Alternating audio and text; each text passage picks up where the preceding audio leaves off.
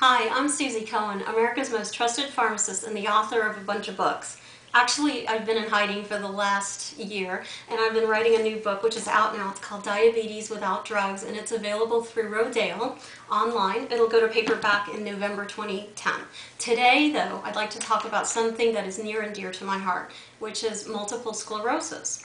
Now, I have taken an interest in this because many years ago I used to think that my husband Sam had it because he had a few symptoms, but when we tested him, we found out that he was just allergic to gluten.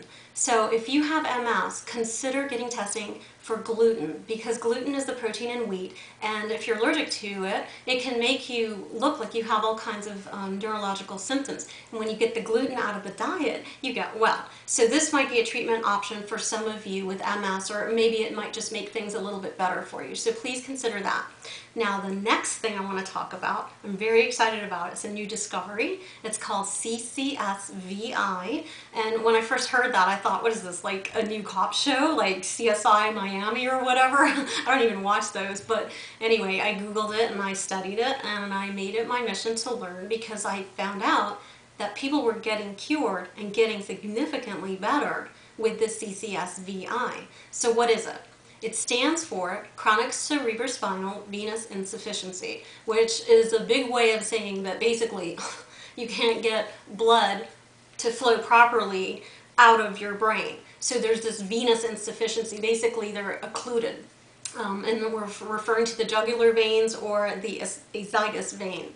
Now, when you can't get the blood to drain out properly, then things in the blood, such as iron, which is carried in the blood, may accumulate. So basically, we might get iron overload in the brain, and the iron can spark free radical damage, and it can kill brain cells if it gets to be too much. Now, all of this work is based on Dr. Zamboni's research. He's an Italian professor and researcher and vascular surgeon out of Italy. I believe he works at the University of Ferrara. And because his wife was stricken with MS, he found out that, during some tests, he found out that a huge percentage of people had these occluded veins that I'm referring to. So this is what sparked all of the discussion. There's not a lot of discussion here in America. Medicine here is a business, and there's a lot of money and charities and so forth that are invested in the research and the medications and treatments that we currently use for MS. So it's not like CCSVI is being met with hugs and kisses, if that's the right way to say it. And also, this whole idea and concept of MS being a vascular condition is basically turning the MS world upside down, because we have long thought that it was an autoimmune condition. Now, it may be. I'm not saying that we need to redefine our thinking just yet. Certainly, we need more studies to determine if patients with MS have these occluded veins and what we can do about them. So we need more studies. Now, what I can tell you is that you can test for this easily. If you can get your doctor to run a Doppler ultrasound on you, you can see whether you have these occluded veins. Bear in mind that many people who don't have MS or any neurological condition still do have this narrowing or this twisting of the veins there. And I would assume that some of the other veins actually accommodate for that, otherwise our heads would explode, right? That's not a pretty scene. So what else can I tell you? It's called the Liberation Treatment. If you'd like to Google that, you'll get a lot of hits. I've also provided a link to the liberationtreatment.com website where you can get some information on that. And I know this sounds kind of radical, but I really want you to consider it. Or if you have a loved one who has MS, I really want you to consider this, because two good studies have come out that do support it, two American studies. The University of Buffalo found that 56% of people with MS do have CCSVI compared to 22% of healthy controls. And that's pretty significant in my book.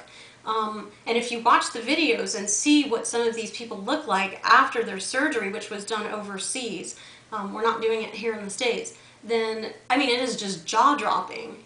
And then, oh, the other study was Georgetown, where they discovered that these venous malformations, these narrow twisted veins, actually occur in utero. It's not something that happens as an adult or something that's acquired. So people who have these venous malformations in utero have a much higher propensity to develop MS. Now, if you have MS, I can't help but tell you to take some vitamin D. I can't really give you a dose. I would suggest 5 to 10,000 IUs per day, but you know, the dose needs to be discussed with your doctor. But the reason I suggest that is because vitamin D does help modulate the autoimmune factor of MS, assuming that's what it is. And studies show that people do better on vitamin D when they take it. And also because vitamin D does protect the veins. And it also gives us a much lower risk of developing many disorders and cancer, including breast cancer. And what else can I tell you? I'm talking too much. I'm a nerd, can't you tell? I write a lot of stuff.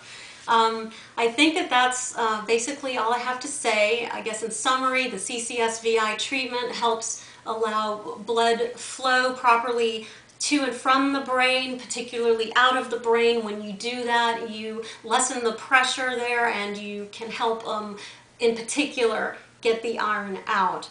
I don't know if this is a feasible option, but for physicians who follow my work, there is a chelating agent that actually can chelate iron out of the brain.